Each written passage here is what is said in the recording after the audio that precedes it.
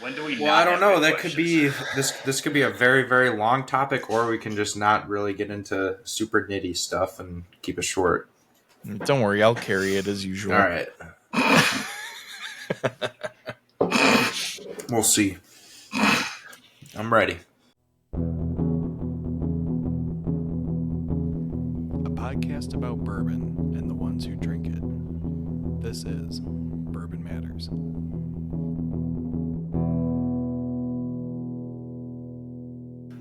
Welcome to Bourbon Matters. I'm Jake. I'm Dan. And I am also Jake. And today we are going to talk about the ups and downs and fun and challenges of owning a liquor store. This is a topic that kind of, I think, came in from a couple different listeners and something that you had wanted to talk about for a while, I think, Jake. So it's long overdue. Yeah, I think it's a topic that we could almost talk about once a year. It's kind of like check-in, update, just so much changing and going on with having a liquor store in this topic. Yeah. And talking before we started recording, there's quite a lot in the legal aspects of owning a liquor store that we think we're going to save for a separate episode to really dive into specifically Illinois liquor laws. And maybe if Dan's willing to do the research on national liquor laws, we can get into that. But real quick, in case anybody doesn't know, do you want to give us a summary of what the 3-tier system is and how a store like Gold Eagle fits into that?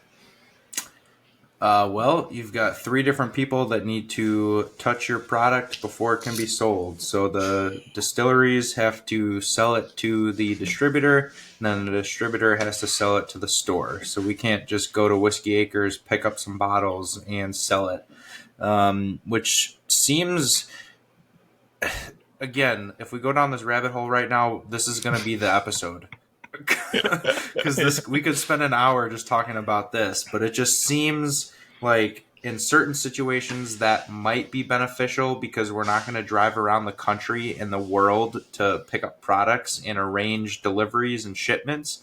But at the same time, why couldn't we just go to Whiskey Acres and pick up our barrel and have us and Whiskey Acres both make an extra 25% on what's being sold with that bottle? Yeah, I think that's without jumping. Is that a good way to put it, Dan? Yeah, it just reminds me of Parks and Rec with Ron Swanson when he's doing his call-in thing. He's like, "Whatever happened to I have some apples? You want some apples? End a transaction." Right?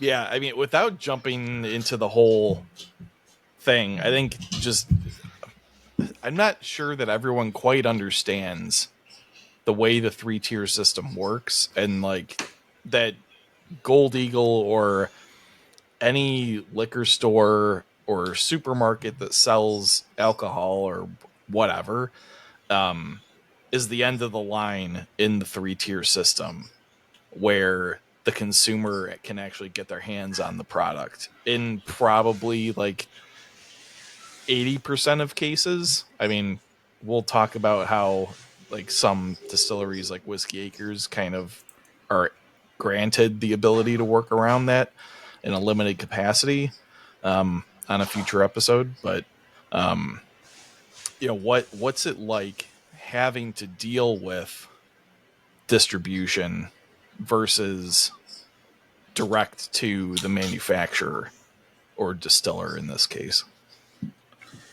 Yeah, I mean, I guess it could be argued both ways. There are definitely pros of having the distributor, like I mentioned, because they handle all of the logistics with transferring the product and getting it to us. And most distilleries do have salespeople out in the market, but they aren't built to focus on moving the volume like distributors are. Their entire role and focus, they don't have to worry about making product, marketing. Their whole role is just to talk to the liquor stores. They have the reputation and relationship with them. So it's just, I guess there's an easier flow with getting more products to more people. Obviously, the downside is the distributors do take a pretty large chunk of the sale of that bottle for just being someone who moves it from point A to point B. And most distilleries do sell the product for the same price, if not more sometimes, than liquor stores do. I mean, if you go to Kentucky distilleries, they'll tell you that they sell the bottle for more because they want you to support the liquor store, because the liquor store is the one selling the majority of their liquid. And they're the ones keeping them in business. That was, I've heard that from a few distilleries. I know Maker's Mark was one of them, but so we're selling it for the same price as the distillery. The distributor's taking a pretty large chunk. I think the average is between like 20 and 25%. I mean, I could be a little off on that. You think it's higher, Dan? Usually around 25 to 30. All right. So yeah, 25 to 30% of that bottle just from moving it from point A to point B, which is, it in certain situations it makes sense, but it is kind of wild to think that if we wanted to buy an entire barrel from Whiskey Acres, and Dan and I 100% have the relationship, and that's why that transaction happened. And now the distributor is just getting paid 30% of that entire barrel just to pick it up and move it an hour and a half to us. And what's also crazy about that, and then I'll let you go, Dan, is they're not just moving it from Whiskey Acres to us. They're moving it to a warehouse, which is probably way out of the way, and then moving it to us. And I know certain situations, like there was a point in time where Journeyman Distilling, they had a national warehouse in Kentucky, and they would ship products down to Kentucky and then back up to us. And they even had to do that for distributing within Michigan. Yeah, the one thing I will say, I mean, they do take a large cut. On the distillery side, you would like to say that they have salespeople, but obviously when someone else is selling your product, it seems more like they're order takers and then salespeople a lot of time. But in that cut, the one thing that they do have to pay for out of that is the tax. So if I'm selling a bottle directly off my shelf at Whiskey Acres, we pay the tax on that. Whatever our distributor picks up, they pay the tax on all of it. They pay the alcohol tax on it. So they are paying for tax. They are getting taxed on that, and they're paying for the tax out of the part of their cut. But yeah, it's still, you're relying on somebody else to. How could I forget about the tax? There's just so much of it everywhere. A bottle of liquor gets taxed you're just used times. to it. Yeah. So brings up a good point, because that is, that is, I believe, pretty much the whole reason why the 3-tier system exists, is so that all that extra tax money, the government can make sure they rake in and keep track of things. No. But like I said, we could go down a whole rabbit hole with this stuff and just ramble on about the system.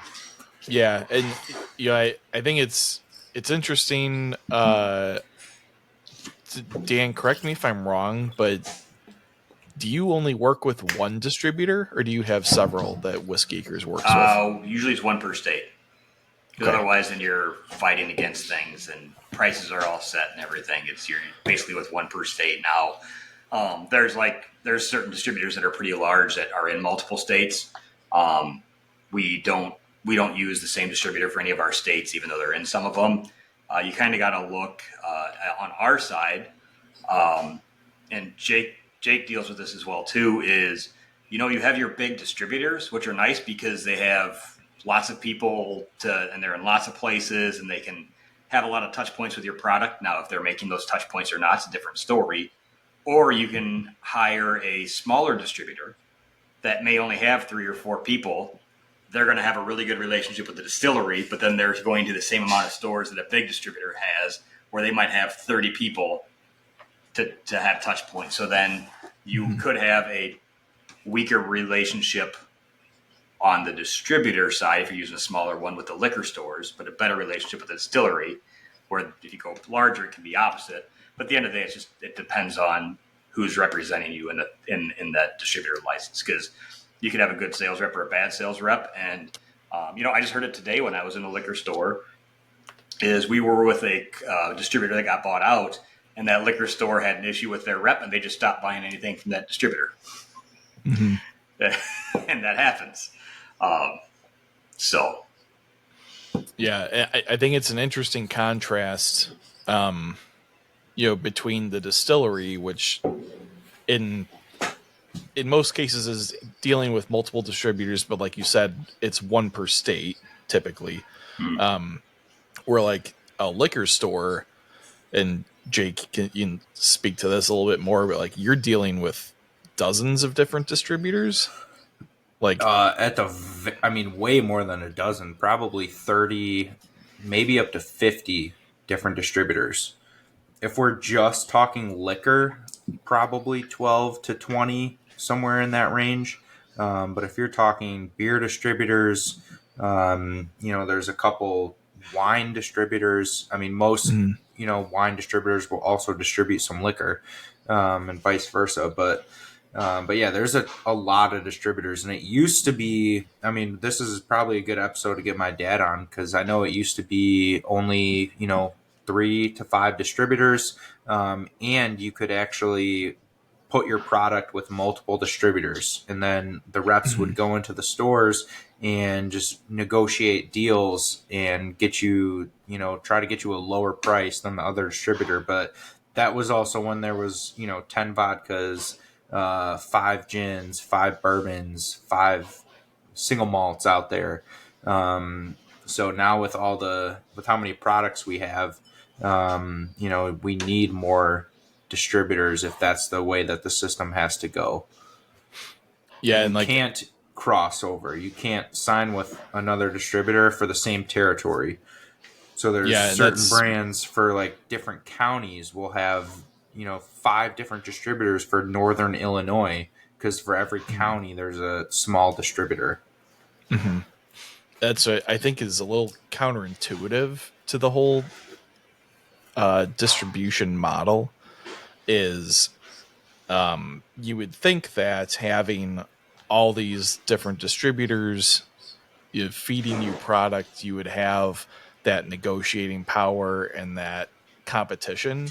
But like you said, because it's all territory restricted and kind of compartmentalized, and in some cases like hyper compartmentalized and hyper like specific, that kind of eliminates that competition, right?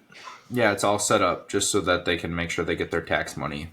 Yeah, it's the price is the price. There's not negotiated on price. There's no negotiation. You're not allowed to, if you don't work for the distributor, you're actually not even allowed to quote a price. So technically it'd be illegal if Dan told me the price on something, which is pretty wild. But yeah, so they're taking a big cut.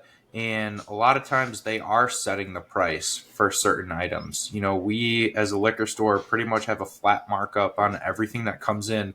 And I will tell you it's lower than what the distributor takes if they're taking 28 to 30% of moving product. So we ultimately do have the final say on what it costs, but with how competitive it is with all these other stores, remember, distributors can't fight with each other on price, but liquor stores are trying to battle and be, have a better price to the consumer's eyes.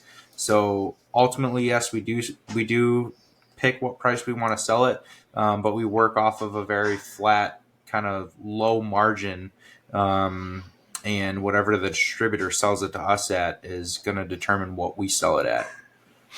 So when somebody tries to sell that bottle of Pappy for $1,000 at their store, the distributor didn't jack up the price on them. That's the store owner, right? Yeah. No, they never do. Just Never, to be ever. clear. Yeah, so if you hear that from a liquor store person, and we've all heard that before, that's not the actual case. No. The price is set in already. Unless they illegally bought the bottle on the secondary market, which in certain states like Kentucky, you are allowed to buy in the secondary market and then sell if you're a bar. And I think for a store too. And then you get into control states. So I dealt with Ohio a lot just because I was out there. I used to be out there for work. The price is set by the government.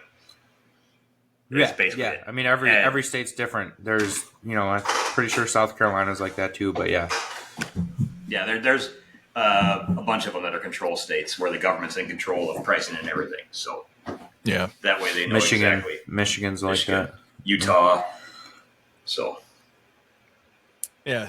So I guess moving past the legalities and the nitty gritty of the 3-tier system. everyone loves middlemen, Jake. That's the bottom Yeah, line. everybody. Yeah, I'm sure everybody. Yeah, Everybody on here is not a middleman in this scenario, and we just love the system. Yeah. It's the greatest system ever invented. We'll dive into how much Dan loves it in another episode, but Mhm. yeah, what are like the best aspects of running a liquor store, and what are the absolute worst aspects? Best aspects. That's a tough question, but I think the first thing comes to mind is, I'm excited to go to work every day, and I couldn't imagine having a job where I just dreaded going into the office every day.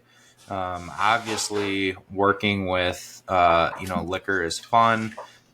We get to show up at a liquor store at 9 a.m. and that's our work day. And I do spend a lot of time working in an office, and I do spend a lot of time working at home, planning events and working on our online stores and stuff like that. But I do love when I just don't have a lot of admin work to do and I can just talk to customers and hang out and kind of wander throughout the store. So I think that's a pretty good, just overall answer with that. And with that answer, there's negatives to it too, is trying not to have a drink every day at 11. Like what most people probably think it's like in a liquor What store. people probably think are the best part of owning a liquor Yeah, store. right. Yeah, until you're in that situation, it sounds amazing, and we get people that come into the store every day, multiple times a day, with suitcases full of liquor bottles and wine bottles, and ask if we want to taste. And we had to draw the line and tell people, hey, we don't meet without an appointment at all, because it just gets out of hand at some points. But that sounds really fun, but that's not sustainable for anybody long term. So it's just kind of having to fight that and have that balance where you can separate work with play, which is tough to do in this industry. Yeah, one of the perks has to be the access that you have, right? Like you have access to pretty much anything that you have out on the shop floor, right? Yeah. I mean, the access, of course, employees get a discount. We see what every new release is first. Any limited release, we see what it is first. But I will tell you, when the average person comes over to my house, they're disappointed with the bottles that I have at home. But that's also more so because I kind of just figured out what I like. I do the barrel picks for Gold Eagle, so a lot of my favorite bottles are naturally going to be our barrel picks, and I've pretty much have fortunate enough to have tasted just about every limited release and a lot of things we do put on the bar, so I do get to taste it all then. And a lot of it's good, some of it's great, but a lot of it also lets me down. So, I think I could access everything, but it makes me feel better that it's going to a good customer and somebody who's really going to cherish it and enjoy it and share it with special people in their lives. If it's not going to change my life or blow me away. Mm-hmm. So what's maybe saying what's the worst part is a bit of a loaded question, but like what's something it is a loaded question, and I guess there's not really like a bad part, like that would probably be it. Like, sure, there's a lot of work. Is there anything that's like maybe that like something where like it's an aspect that like people wouldn't think would come with the territory. That might be like surprising that you have to do. That is another loaded question. I guess, yeah, I don't know. I guess like that, it would just kind of be that your hands are on everything. And when it comes to the ownership side of it, you have to, if somebody who's supposed to open the store or close the store one day is sick, you have to go and do it. You have to go and be there. You can't rely on somebody. You are the person that needs to be relied on. Fortunately, we do have really good employees in place that are very reliable, but worst case scenario, you do have to be there no matter what if somebody else can't. Mm-hmm. All except that Drew guy. Drew is the best. We need to get him on here again soon. Somebody just asked him at the bar. Drew. Yeah, we got to get Drew on here again. Yeah, I guess that would be the only downside is like having the physical location and having to be there when shit does hit the fan. I think in a perfect world for me, I would have a job where I didn't have to go in, where there wasn't an office. So I could just kind of work from anywhere and travel around. But yeah, I guess that would be that is a negative, if you will. But I mean, that's one of the tough things about being a business owner, no matter what, with a brick and mortar store where you're not just doing consulting online only and stuff. Right? Yeah, mm-hmm. That's. I mean, I'm used to that as well too. Of that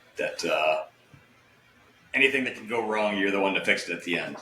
So your life. So like you have your life planned out, but then you have to have your life sectioned off for that to happen. So yeah, that was a tough question, which I think is a good thing because it means I do enjoy what I do. I mean, Jake? What would you think would be a negative? I'm sure your answer is probably nothing. Yeah, I mean, from an outsider's perspective, for me, maybe the toughest part for me would be probably having to work with the distributors and suppliers like on a regular basis, just because I hate that kind of transactional kind of stuff. Having it, like monetary transactions are annoying to me. I'd prefer not the to monetary be out of it, Yeah, I mean, I see, like that is definitely a big downside, and I wouldn't say it's the monetary transactions, but it's just more of like every 10 minutes it seems like somebody walks in from a different distillery or different distributor and they want to talk to you, and it's like, hey, I can't get any work done when every 10 minutes I need to meet with someone, which is why we did implement a policy that we will not talk to you unless you do set up an appointment in advance. Yeah, I in one of my old roles, I was like fairly heavily involved in dealing with vendors and stuff, and like some of the sales guys I really enjoyed working with, like they were nice guys, and others it's just like, okay, like I can tell like this is just like you're just being the nice guy so that I keep buying your tools, and like this is like I don't need a call from you every month to like check in and see how things are going. Like if I need something, I'll call you, Yeah, you would really hate this job then. Yeah. Yeah, I mean, you're probably Dan's solicited over there like, oh shit, is that me? Oh yeah, that is Dan now for sure. I'm pretty hands off with people. No, yeah, you're good. I more take direction like I did today. Hey, come. Like today, our distributor told me to meet him at a meeting with a restaurant about doing a whiskey dinner, and I had to drive an hour and 45 minutes there for the distributor rep not to show up, and then me talk to this restaurant tour guy that I've never met in my life about a whiskey dinner.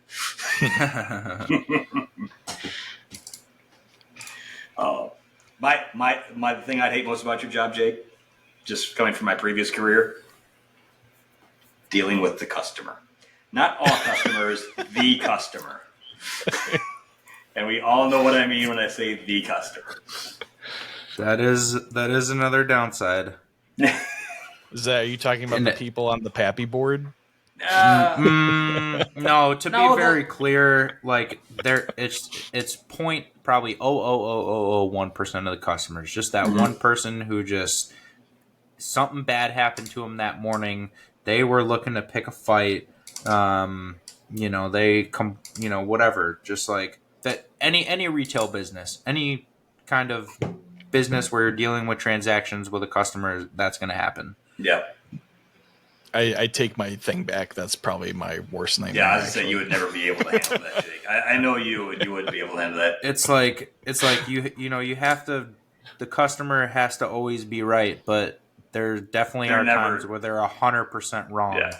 and you just have to act like they're right. See, and my problem is I have a smart mouth, and it's only getting smarter, and it's not good in those scenarios. And they put you in charge of events on the road. Yeah, huh? yeah. Well, I mean, just side little tangent here. I was at an event this weekend not for Whiskey Acres. I was with some friends and stuff. We were at a bar, and one guy decided to be super tough, and really cool guy. He was in a verbal argument with someone in our group, and then he wanted to prove how tough he was. So he went over to the children's playground at this bar to do pull-ups on the monkey bars to show his toughness. And then Where were you? Bar outside in West Chicago, Mhm. barbecue place with big, like they have wiffle ball, volleyball, pickleball courts everywhere. But cool little place for hang out. But someone was definitely overserved and trying to be a tough guy. My smart mouth did get him to walk away. So you point out when someone says something that, even though they didn't make it to be racist, could be perceived as racist, and you call them out on it, and they kind of just shut up. He walked away, and someone in the group's like, "Holy shit, that was impressive." I'm like, "Yeah, knew that. I saw that one coming. I knew exactly where he was going to go with that comment, so I was ready for it." But that's my thing, is I have a smart mouth and I can't deal with asshole public people or asshole customers. So Yeah. Whiskey Acres better be careful. that's why I'm in the distillery, Jake. I'm not out front. I'm back in the hole. Yeah, you're giving tours and stuff. Yeah, right. Yeah, when they need the all-star. Giving tours, driving out to restaurants, talking with restaurant tours. Well, usually in these Master cases, classes. these things, like I'm giving people alcohol, so it's going to be Whiskey fine. tastings at people's houses. Yeah. Did you get some coupons off of that? Some comebacks off of that? I don't think we got anyone yet, unless it Dang it. happened when I wasn't there. All right. I But tried. there was so I know I met a couple of the guys a couple days after you did the tasting, there's actually two like Whiskey Mavens groups, Mhm. which is kind of funny because you were like Whiskey Mavens and I was like, I know them, like Ken, he's the guy who started it, and you're like, nope, there's no Ken. But yeah, so a couple of those guys came in. We did an Angel's Envy barrel pick with them. Matt with Lake County Whiskey Club set that up, so we're kind of all three collabing on this Angel's Envy barrel. Yeah, cool guys. They had nothing but good things to say about you and Whiskey Acres. I'd be shocked if nobody took advantage of that coupon, but yeah. People always say Could have these been things, when I like, wasn't there. God, Dan had a good presentation. He was very knowledgeable about this. It's like, well, no shit. I mean, someone from a distillery is going to drive to your house and give everyone whiskey. Like, how could you not like that man? Yeah. And you know how to fool everybody by talking about corn sex for 45 We minutes. didn't even talk about corn that much. They were a cool group. I didn't want to bore them. Wow, Dan knows so much about plant biology. He must be smart about everything. Usually you just call that botany instead of plant biology, Jake, but, whatever. See, there you go again. Other liquor store stuff.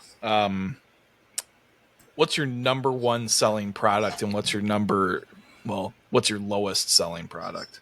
Fireball, top? Tito's, Fireball, and Modelo. number Yeah. one Oh, selling product. And honestly, probably Fireball is probably number one. For a while, it was Tito's, I think, but I think Fireball has surpassed it. Which Modelo's is the number one selling wild. beer, so that's not surprising. Modelo, Miller Lite, Coors Light, for sure. But Modelo number one. Corona's up there too. Craft beer, we still sell a ton of Zombie Dust. We sell a ton of Tight Head. Phase 3, Hot Butcher. Yeah, I mean, we could go on and on about top selling beers and whatnot, but yeah, it's crazy what has happened with Fireball. We don't have displays in the store or anything, but there's an alarming number of people that come in and buy miniatures throughout the day. So much that we put a fridge up near the cash register just for Fireball minis because everybody wants them cold. I mean, it's crazy. It's wild. And it's awesome because everyone who follows Buffalo Trace and the whole Pappy thing knows that Fireball sales drive Pappy and Antique Collection allocations. Which is so wild. And the Which other it great is thing to know wild. about that is those people coming in and buying those little cold Fireball shooters are people that are just having a bad fucking day at work. No, they're having that. They're having that every day. Good day, bad Yeah. day, doesn't matter. It's getting them through the day. The crazy thing about it is those people don't care about Buffalo Trace. Yeah. They just want Fireball. I don't. You think they I'm would not- have figured it out? There's other stuff, but you know, God, it's God just bless because them. I think it's just because it's so easy to shoot down. Like you grab 4 miniatures and you leave and go to work and you shoot them in the They're parking drinking lot before 4? you're done. Jesus. So the Fireball comes in 4-pack, 50 mLs, and that's like our number one grab and go. Wow. You need to have those 4-packs right next to the Red Bull 4-packs. You just have like a work day. We keep them cold right up front, and that fridge is being stocked 2 to 3 times a day with more Fireball. Jeez. And it's crazy because like you guys aren't even in a college town. No, we're in No. a nicer area, like no college town, and it's like there's some people that come in like suits and they'll buy miniatures of Fireball, miniatures of vodka, which just until you work in a liquor store and you're there every day, you don't realize how many people are probably drinking throughout the day just to make it through, which kind of sad, but it's just also kind of crazy to think about. You think Yeah. of that, and I almost guarantee you now that there's more people smoking pot to get through the work day than there are doing Fireball. Yeah, I shots. mean everyone's got something. Just to be fair, I drink at work, but it's not to get through my work day. It's just part of my job. Okay. Okay. You- Dan. Something that's I why have- that's why you got to work at a distillery or a liquor store. like today, I Then had it's to get acceptable. I had to get the proof for your bottle for the barrel pick that you're doing with us.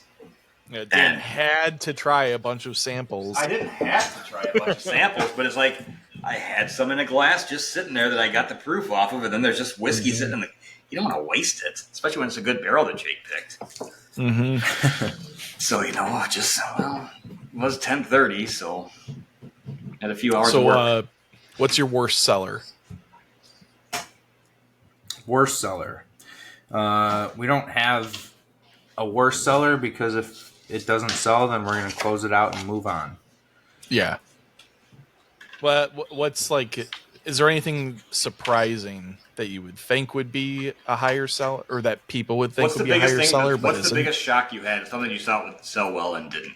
Yeah, it's a good question. I don't know. That is a really good question. And I don't know if I for sure know the answer. I mean, there's probably a handful of there's probably a handful of bottles that are more expensive that I tried that I thought were very good. I mean, we're dealing with an inventory of 10,000 plus products that's changing every single week.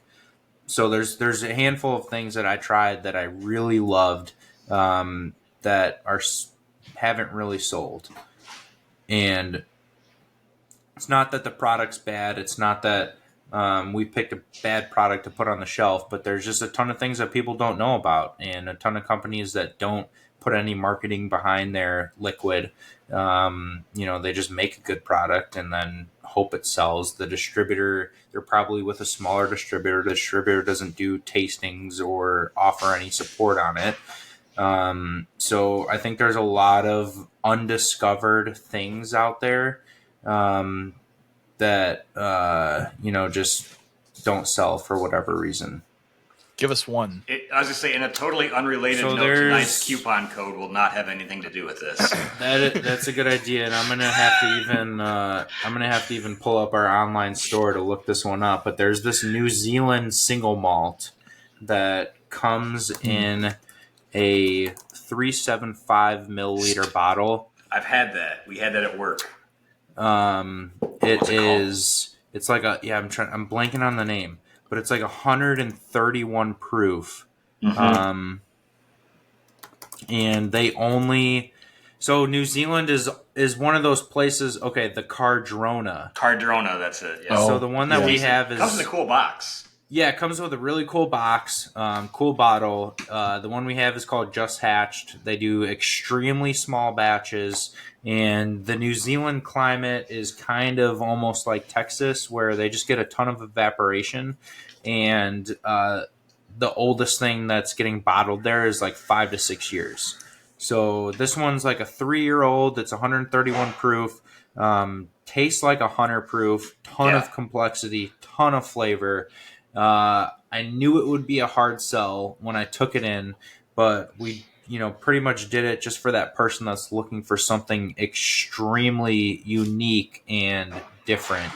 But the flavor blew me away when I tried it, and I think this is a distillery to keep an eye on, but just nobody knows what it is. So, they've been sitting there for a little bit, and I guarantee you will not be disappointed if you do grab one. So we're going to give out a coupon code. It's going to be BM Cardrona, BMCARDRONA, BM Cardrona. We'll give you 12% off this bottle. So if you're looking for something different, unique, and a little bit on the pricier side, I guarantee this one will not let you down. Yeah, when one of the owners came back from Australia, obviously it's New Zealand, not Australia, but he didn't try any whiskey in Australia that he was really a big fan of, and brought one of those home. We had it, and it was pretty decent. And also, Australia is a big whiskey center. I think there's like 60 different distilleries there, and same obviously climate as New Zealand, so the stuff just does not get that old.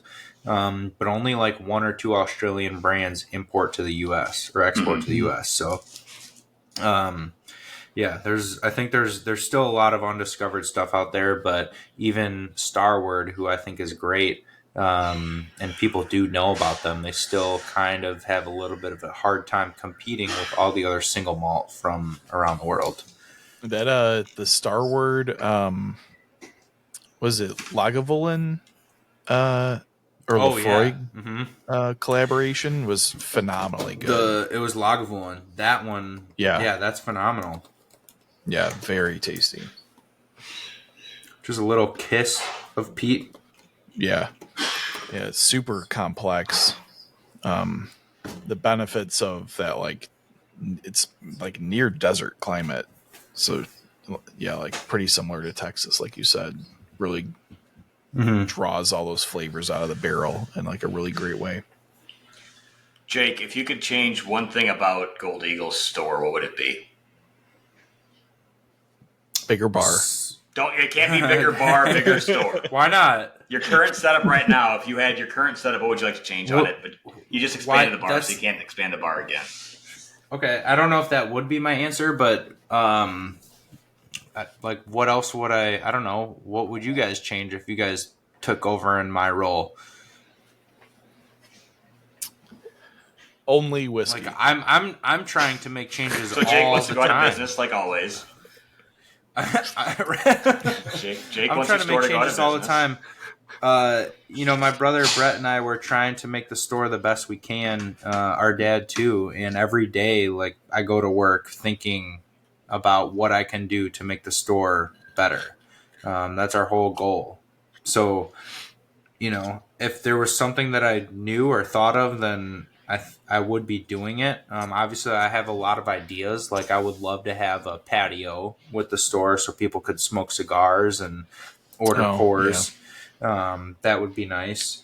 I would love to have. I think we have a huge store. There's a lot of space, but if money wasn't an object, I would love to have a ton more space. Just because there's a lot of products that we just don't have room for to have on the shelves all the time.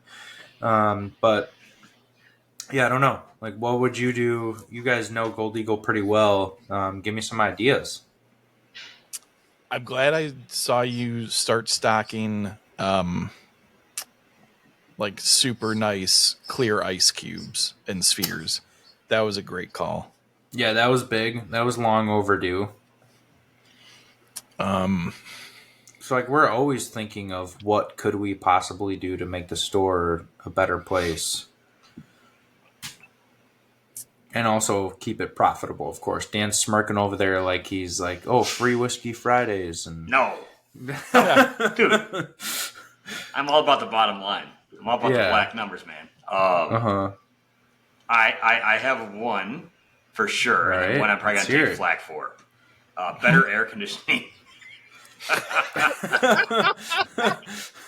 You probably, Dan, how often do you come to Gold Eagle? About 2-3 times a year? Anymore, yeah, it used to be a lot more, but yeah. So, yeah, you might have been in on bad days, but we actually just replaced our whole AC system last summer.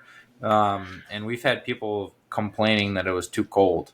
Yeah. But No, the AC's There's, the AC's been rocking. Maybe you're in on days where it's for whatever reason it got turned down or just wasn't as cool in there. But Some astute masterclass attendees will notice that I always sit in the same spot, and it's because the AC blows right on that table.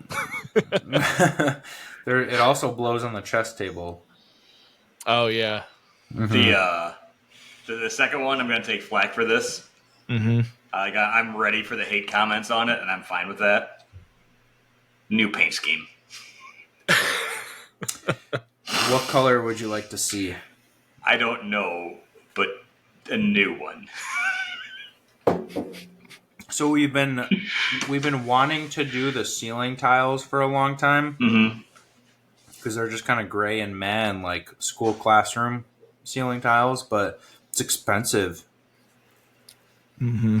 Like I would like your store, like I know it because my thought when you said that was, and then a paint scheme to go with it would immediately be like the copper ceiling, like not actual copper, but the copper looking tile or ceiling tiles and things, and give it a speakeasy vibe.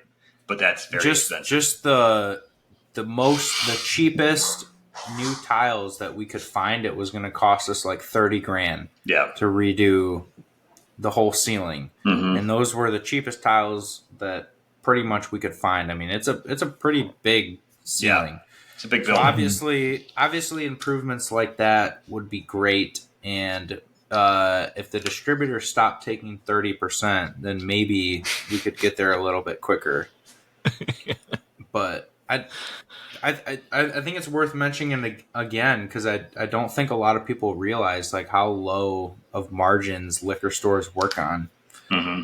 And especially if we're talking about beer like Modelo, Corona, Miller Lite, and all the macro beers, we're basically, I mean, we buy Miller Lite for, I probably shouldn't say this, but $19.10, a 24 pack, and we sell it for $19.99. Wow. Like we're basically selling for cost and breaking even when you think of credit card fees and stuff like that, because most people do use a credit card nowadays. And yeah, there's not a lot of money to be made. You need to make money by selling volume. So thankfully we are a pretty big square footage store and we do get a lot of foot traffic. But yeah, it's a tight business, that's for sure. Yes, it is. All right. Well, other than that, any other questions about Liquor Store 101? Yeah, do you have anything to touch on that we haven't yet, Jake? You know, I think this episode could keep going for a couple hours. I mean, maybe we do need a part 2 next week, just to kind of gather more questions and more thoughts, because I'm sure there's a lot of things that we forgot about. There's a lot of moving parts with this, and just even we didn't even really touch on our online store, which was a new thing. Yeah. 3 years ago. So we do a lot of online business now too, and we just started shipping. So that's like a whole nother aspect to the store as well. And events, we've talked about master classes in other episodes, so most of the listeners probably know, but events take up a ton of time and a ton of effort, and they're very important. They're extremely important. Because you're giving, you're passing on your connections and information that to your consumer directly, and letting them experience all these different expressions that the different distilleries produce. Yeah. So I don't know. Maybe we do need a part 2 when we can come back. But I think that's a good topic for next week. Touch on master classes, touch on more deeper into Liquor Store 101, like Liquor Store 102 type of discussions. Let's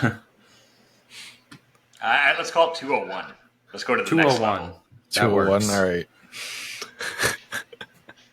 All right. Well, as I sent Jake a message today, I'm not going to spoil anything special, but there will be soon becoming a Whiskey Acres barrel pick to Gold Eagle. We have the bottling date set in stone now, so people will be able to buy that there. We have the BM Cardrona, 12% off Cardrona at Gold Eagle. Jake, where can people use those coupons? Where can they buy things? Where can they see the new Whiskey Acres barrel pick for you guys when it comes out?